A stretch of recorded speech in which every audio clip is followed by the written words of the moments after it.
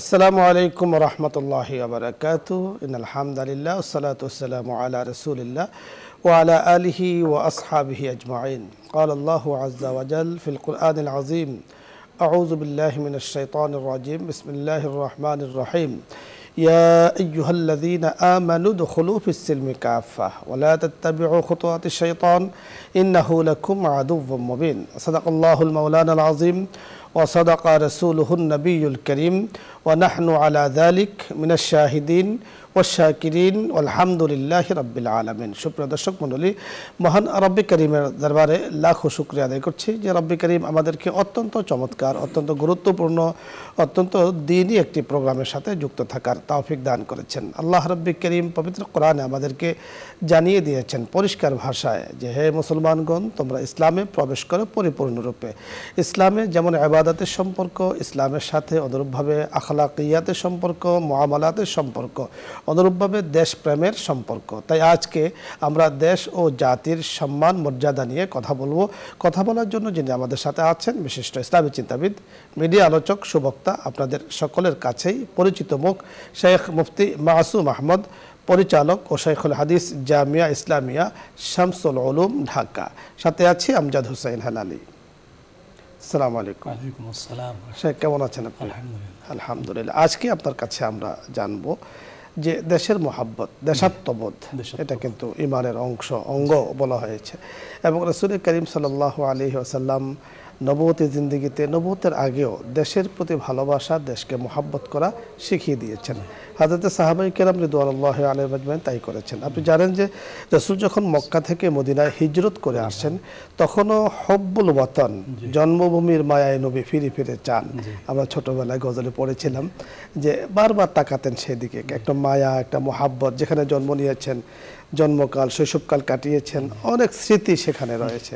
তো এই হব্বুল ওয়াতন সম্পর্কে আজকে আপনার কাছে আমরা বিস্তারিত শুনব। খুবই সুন্দর বিষয়। আহমাদুহু ওয়া নুসাল্লি আলা রাসূলিহিল কারীম, আম্মা বা'দ। হব্বুল ওয়াতন মিনাল ঈমান। আল্লাহ পাকের মেহেরবানি, অত্যন্ত একটা সুন্দর সময়ে আমরা আজকে আলোচনার টেবিলে বসেছি। তো যে বিষয়টি আজকে নির্ধারণ করা হয়েছে এই সময়ের সাথে অত্যন্ত প্রাসঙ্গিক এবং খুবই উপযোগী একটি বিষয়। এখন দেশপ্রেম এক কথায় যদি বলি, এর সাথে অনেক কিছু সম্পৃক্ত। যেমনটি আপনি শুরুতেই বলছিলেন যে রাসূল আকরাম সাল্লাল্লাহু আলাইহি ওয়াসাল্লাম যে যখন হিজরতে, আল্লাহর হুকুমে যখন হিজরত করে চলে যাচ্ছেন, কিন্তু স্বভাবজাত মহাব্বত বা ভালোবাসা, একটা মাটির টান, একটা জায়গাতে বেড়ে ওঠা, শৈশব কৈশোর থেকে শুরু করে একদম সেখানে আমরা যদি আমাদের একটা ভূমি না থাকে, তাহলে আমাদের একটা প্রতিবেশী না থাকে, তাহলে কিন্তু আমরা যাযাবরের মতো বা মুসাফিরের মতো। আমরা বাইরে গেলে কি হয়, একটু যদি বাইরে বেড়াইতে যাই, অন্য কোনো দেশে যাই, সেক্ষেত্রে কতটা নিঃসঙ্গ, কত নিজেকে অপরিচিত মনে হয়। আর যখনই বাড়িতে ফিরে আসি, যখনই এলাকাতে ফিরে আসি, যখনই নিজের দেশে এসে নামি বা দেশে ফিরি, তখন কতটা আপন মনে হইতে থাকে। এটা একেবারে স্বভাবজাত, অর্থাৎ সৃষ্টিগত, কুদরতিভাবে আল্লাহ রাব্বুল আলামিন নিজের মাটির প্রতি একটা টান মানুষকে দিয়েছেন, যে যাতে করে সেই যেখানে সে থাকবে সেই জায়গাটার প্রতি তার যদি একটা ভালোবাসা না থাকে, একটা মহব্বত না থাকে, তাহলে সেইখানে একটা স্থিতিশীল পরিবেশ তৈরি হবে না। আর যখন স্থিতিশীল পরিবেশ তৈরি না হবে, তখন সেখানে না দুনিয়ার কোনো বিষয়, না আখিরাতের কোনো বিষয়, অর্থাৎ আল্লাহর হুকুম যে বাস্তবায়ন করার বিষয় আছে, না সেটা করা যাবে। অপরিচিত লোকের কাছ থেকে কেউ কিছু নিতে চাইবে না, ভালোও নিতে চাইবে না, মন্দও নিতে চাইবে না। আর পরিচিত লোকের কাছে কি করবে মানুষ, তার ভালোগুলি নিবে, মন্দগুলি এড়িয়ে চলবে, এবং সে নিজেও নিজের সংশোধনের সুযোগ পাবে, মানুষ তাকে বলতে পারবে, সে নিজেও অন্যদেরকে বলতে পারবে। তো এমনি তো বক্তব্য আছেই যে হব্বুল ওয়াতন মিনাল ঈমান, যে ঈমানের একটা অংশ বলে বলা হয়েছে এটাকে, যে নিজ মাতৃভূমিকে, নিজের জন্মভূমিকে ভালোবাসা। প্রয়োজনে একজন মানুষ অনেক জায়গাতে যাবে, অনেক দেশের সাথে সম্পর্ক হবে, অনেক কিছু হবে, কিন্তু সত্যিকার অর্থে যদি কারুর ভিতরে দেশপ্রেম না থাকে, তাহলে সে আসলে কোনো কাজেই সে সাকসেস হতে পারবে না। তাকে অন্য মানুষও তাকে বিশ্বাস করবে না। অন্যরাও মনে করবে যার নিজের দেশপ্রেম নাই, সে আমাদের সাথেও যে কোনো রকম অবিশ্বাসের আচরণ করে বসতে পারে, দেশে বিদেশে কোনো জায়গাতে সে গ্রহণযোগ্যতা পাবে না। এজন্য এটা সামাজিক দৃষ্টিকোণ থেকে, শরীয়তের দৃষ্টিকোণ থেকে, সার্বিক দৃষ্টিকোণ থেকে, অর্থনৈতিক, আর্থসামাজিক সার্বিক দৃষ্টিকোণ থেকে নিজের মাতৃভূমি এবং সাথে সাথে নিজের যে জাতি আছে, নিজের যে পরিবার পরিজন, নিজের প্রতিবেশী, নিজের যে সার্কেল, এটা অত্যন্ত গুরুত্বপূর্ণ একটি বিষয়, যেটা ইসলামের দৃষ্টিতেও গুরুত্বপূর্ণ, আমাদের অন্যান্য সব দৃষ্টিতেই গুরুত্বপূর্ণ।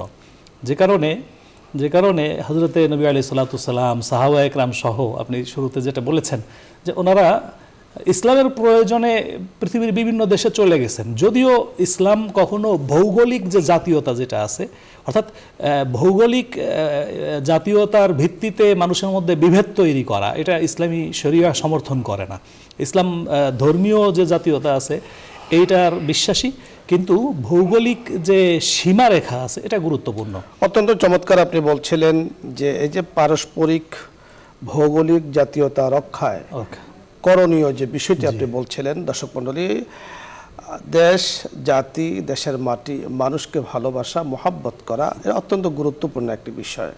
হযরত রাসূল আকরাম সাল্লাল্লাহু আলাইহি ওয়াসাল্লাম আমাদেরকে শিখিয়ে দিয়েছেন। রাসূল আকরাম সাল্লাল্লাহু আলাইহি ওয়াসাল্লাম মক্কা থেকে মদিনায় এসেছেন এবং মদিনার সার্বভৌমত্ব, মদিনার জমিন, মাটি, মদিনার সকল কিছুকে সংরক্ষণের জন্য, কাফের মুশরিক থেকে বাঁচানোর জন্য রাসূল আকরাম সাল্লাল্লাহু আলাইহি ওয়াসাল্লাম সাহাবায়ে কেরামদেরকে পরামর্শ করেছেন, সাহাবাদেরকে নিয়ে খন্দক করেছেন, যাকে পরীক্ষা খননের যুদ্ধ বলা হয়, খন্দকের যুদ্ধ বলা হয়, গাজওয়াতুল আহজাব বলা হয়। আল্লাহ পাক একটা সূরাও কিন্তু এ সম্পর্কে নাজিল করেছেন। আল্লাহ রাব্বুল কারীম দেশকে, জাতিকে তখন হেফাজত করেছিলেন। আমাদের দেশ, মাতৃভূমি বাংলাদেশ, আমরা ইঞ্চি ইঞ্চি মাটি, স্বর্ণের থেকেও খাঁটি এই জমিনকে আমরা ভালোবাসি, সকলকে মহাব্বত করি। এই দেশ, জাতি, মানুষের স্বার্থ, দেশ ও জাতির স্বার্থ রক্ষায় আমাদের করণীয় জাতীয় ঐক্য, এবং এর জন্য প্রয়োজন পারস্পরিক ছাড় দেওয়ার মানসিকতা। আমি পারস্পরিক ছাড় দিব এবং জাতীয় ঐক্য ঘটনের স্বার্থে যা যা করা দরকার তা করব, এবং সকলে মিলে আমাদের দেশের প্রতিটি ইঞ্চি, প্রতিটি মাটি, প্রতিটি সকল কিছুকে আমি যখন রক্ষা করার চেষ্টা করব, নুসরতে খোদাবন্দি কিন্তু আল্লাহ রাব্বুল কারীমের পক্ষ থেকে আসবে। রাসূল আকরাম সাল্লাল্লাহু আলাইহি ওয়াসাল্লাম মক্কা বিজয়ের সময় সাহাবায়ে কেরামদেরকে সাথে নিয়ে যে বায়াত গ্রহণ করেছিলেন, সে বায়াতকে বলা হয় বায়াতে রিদওয়ান। অত্যন্ত গুরুত্বপূর্ণ, তাৎপর্যপূর্ণ, মর্যাদাপূর্ণ সেই বায়াত ছিল। আল্লাহ রাব্বুল কারীম রাসূলের হাতের উপরে সাহাবায়ে কেরাম হাত রেখেছেন, শপথ গ্রহণ করেছেন। আল্লাহ তাআলা আয়াত নাজিল করে দিয়েছেন যে ইয়াদুল্লাহি আলাল জামাআ ইয়াদুল্লাহি ফাওকা আইদিহিম, অর্থাৎ তাদের হাতের উপরে আল্লাহ পাকের নুসরত রয়েছে, ঐক্যের উপরে আল্লাহ পাকের নুসরত থাকে। পারস্পরিক ছাড় দেওয়ার, পারস্পরিক মিল মোহাব্বতের মধ্যে আল্লাহ পাকের সাহায্য কিন্তু বারিধারার মতো অবারিতভাবে আসতে থাকে। আল্লাহ রাব্বুল কারীম আমাদেরকে কথাগুলো বোঝার তৌফিক দান করুন। আলোচ্য বিষয় নিয়ে আপনাদের যদি কোনো কিছু জানার অথবা বোঝার থাকে আপনি প্রশ্ন করতে পারেন, অথবা ইসলামের যে কোনো মাসলা মাসাইল নিয়ে আপনি প্রশ্ন করতে পারেন। যেহেতু আমরা মাসলা মাসাইল নিয়ে কথা বলি অনুষ্ঠানে, প্রথমত যিনি আছেন, আসসালামু আলাইকুম রাহমাতুল্লাহ। দর্শক নাম বলে পরিচয় দিয়ে প্রশ্ন করুন।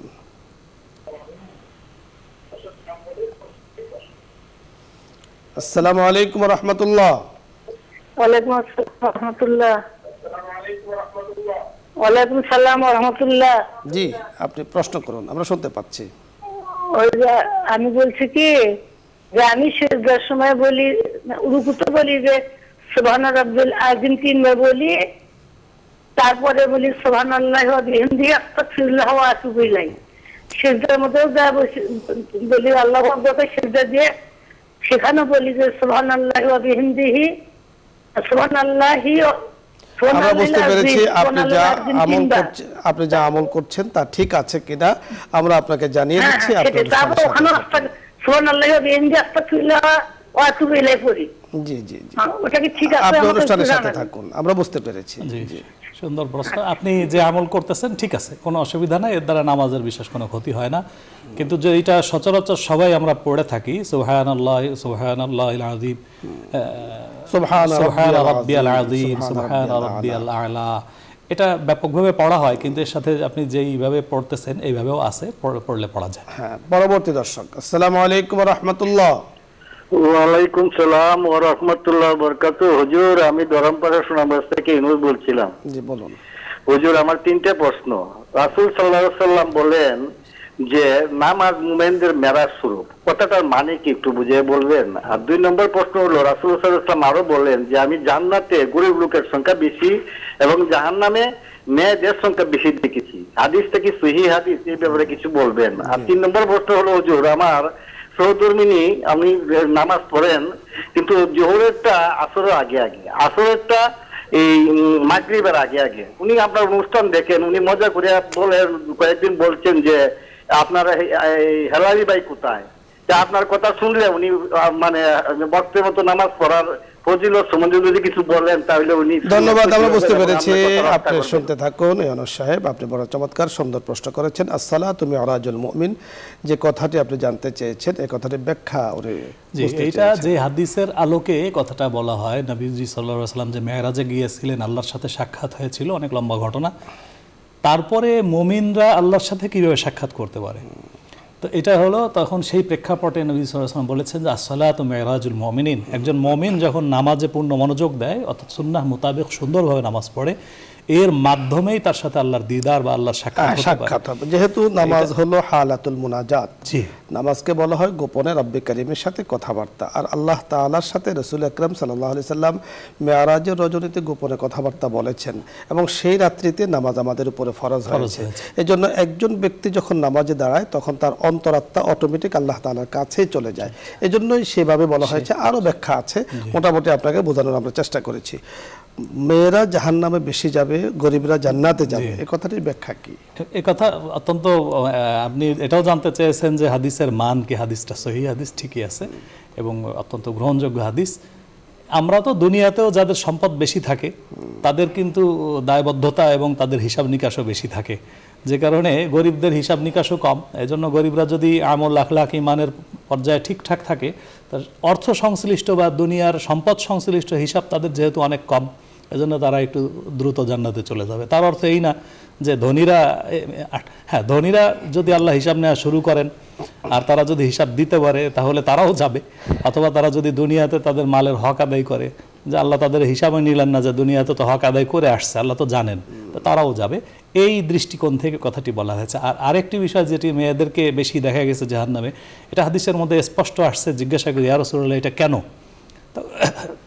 তখন নবী সাল্লাল্লাহু আলাইহি ওয়াসাল্লাম বলছেন মেয়েদের স্বভাবজাত একটা বিষয় হলো তারা অনেক বেশি লানত বা অভিশাপ করে কথায় কথায়। এটা মানে অনেক মহিলাদের এই স্বভাবটা থাকে যে খুব অল্পতে নিজের স্বামীকে, নিজের সন্তানাদিকে তারা অভিশাপ দিতে থাকে। আর অভিশাপটা এমন জিনিস যদি অন্যায়ভাবে কাউকে দেওয়া হয় যেটা সে উপযুক্ত না, অথবা সামান্য কারণে যদি কাউকে অভিশাপ দেওয়া হয়, তাহলে হাদিসের মধ্যে আসছে যে ওইটা যদি সে উপযুক্ত না হয় ওইটা ফেরত হয়ে একদম তো বিফলত যায় না, ফিরে এসে যে অভিশাপ দাতা তার উপরেই পতিত হয়। আপনি চমৎকার বলছিলেন। আপনার সাথে এই প্রশ্ন একটু আমরা অ্যাড করতে চাই। একটি ঘটনা আমার মনে পড়েছে, সেটা আমাদের দর্শকদের জন্য বোঝার সহজার্থে আমি বলতে চাই যে এক ব্যক্তি এক হুজুরের কাছে দোয়া চেয়েছে যে হুজুর আমার জন্য একটু দোয়া করবেন, আল্লাহ তাআলা যেন আমাকে সন্তান দেয়। তো হুজুর দোয়া করেছেন 1 বছরের মধ্যে তোমার সন্তান হবে। ঠিক 1 বছরের মাথায় হয়নি। দ্বিতীয় বছর হুজুরের কাছে গেলেন, হুজুর আপনি দোয়া করেছেন সন্তান তো হয় নাই। হুজুর বলেছেন যা বাবা আগামী 1 বছরের মধ্যে হবে। তো সেও 1 বছর পরে আবার গিয়েছে যে হুজুর সন্তান তো হয় নাই।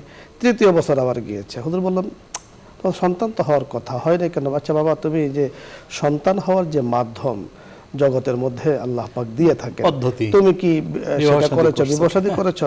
কেন হুজুর আমি তো বিবাহ করি নাই। তাহলে বিবাহ যদি তুমি না করে তাহলে সন্তান তো হবে না। ঠিক অনুরূপ ভাবে আমরা দেখেছি যাদের সম্পদ কম, সে যদি আমল না থাকে, ঈমান না থাকে, ঈমানের উপরে যদি তার ইথা না থাকে, যতই গরিব হোক, এই গরিব জান্নাতে যাবে বিষয়টি এমন উদ্দেশ্য না। বিষয়টি আসলে হলো যারা গরিব প্লাস তাদের হিসাব কম। আমরা দেখেছি, আমরা যেমন বাইরে যাই, বিদেশে যাই বা বিভিন্ন জায়গাতে। আমার কাছে মনে হয় এখানে আরেকটা বিষয়ও আছে, সেটা হলো যারা সম্পদশালী আছে তাদেরকে এখানে একটা মেসেজ দেওয়া যে সতর্ক থেকো, সচেতন, সতর্ক থাকার জন্য। এখানে দেখেছি আমরা তো, আপনি গিয়েছেন বারবার, যেখানে আমরা মক্কা মদিনা থেকে যখন আসি তো দেখা যাচ্ছে যে বিমানের তার একটা সিস্টেম আছে যে এত কেজি নেওয়া যায়, এত কেজি নেওয়া যায়।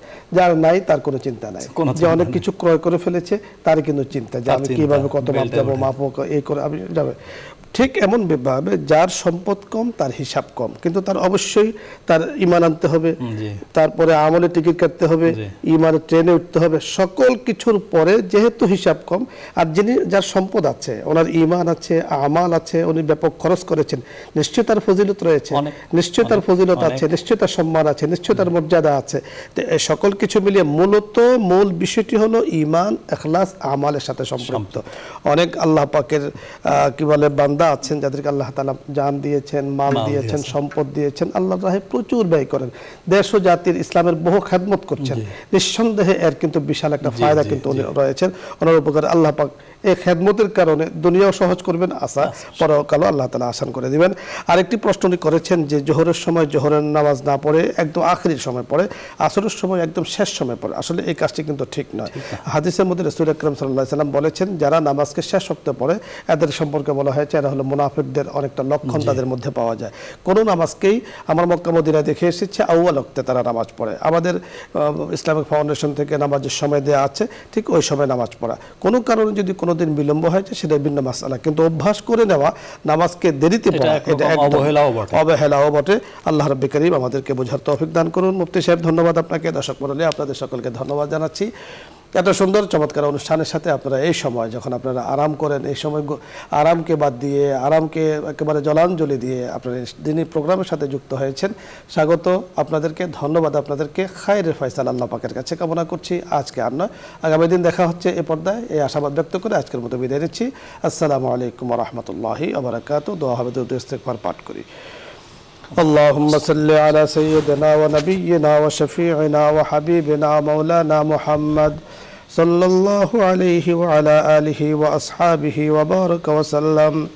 أستغفر الله أستغفر الله أستغفر الله. الحمد لله رب العالمين والعاقبة للمتقين وعلى آله وأصحابه أجمعين. ربنا ظلمنا أنفسنا وإن لم تغفر لنا وترحمنا لنكونن من الخاسرين. آمين. يا كريم يا رحيم يا ذا الجلال والإكرام يا راحم المساكين. يا الله আমরা গুনাহগার বান্দারা আপনার শাহী দরবারে হাত তুলেছি। মাওলাই করিম আপনার ঘর বাইতুল্লাহ শরীফকে দেখে এসেছি, রওজা মুবারকে সালাম দিয়েছি। মাওলাই করিম এর ফাজাইল ও বারাকাত আমাদের এই প্রোগ্রামের সাথে যারা যুক্ত আছেন, যারা আয়োজন করেছেন, মেহেরবানি করে সকলের জন্য আপনি ফয়সালা করে দেন। আমিন। ইয়া করিম মেহেরবানি করে আমাদের জীবনের গুনাহগুলো মাফ করে দেন। জীবনে বারবার বাইতুল্লাহ শরীফে রওজা মুবারকে যাওয়ার তৌফিক দান করেন। জীবনে বারবার লব্বাইক বলার তৌফিক দান করেন। জীবনে বারবার আসসালাতু ওয়াসসালামু আলাইকা ইয়া হাবিবাল্লাহ রাসূলুল্লাহ বলার তৌফিক দান করেন।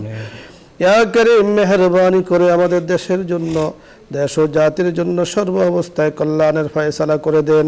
যাদের কল্যাণ ইসলাম আমরে প্রোগ্রাম সরাসরি মানুষ উপকৃত হচ্ছেন, ইয়া আল্লাহ আমরা দ্বীনি কথাবার্তা বলছি, আমার ভাইয়েরা আমার বোনেরা শুনতে পাচ্ছেন।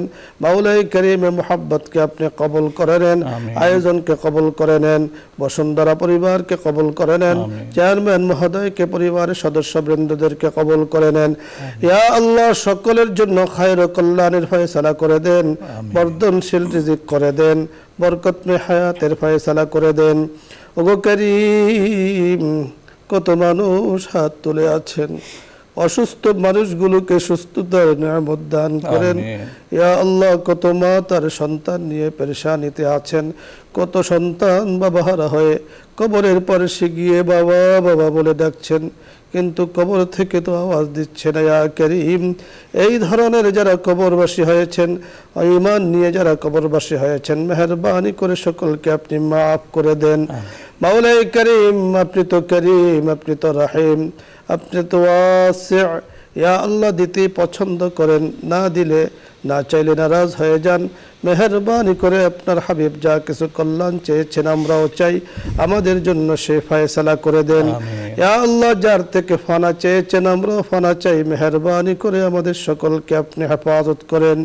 ইয়া করিম আমাদের দেশের জন্য কল্যাণের ফয়সালা করে দেন।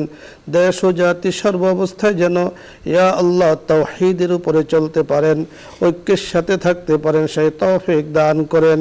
মাওলাই করিম যেই দিন চলে যাব আমাদের জবানে এইভাবে কালিমা চালু করে দিয়েন, লা ইলাহা ইল্লাল্লাহু মুহাম্মাদুর রাসূলুল্লাহ।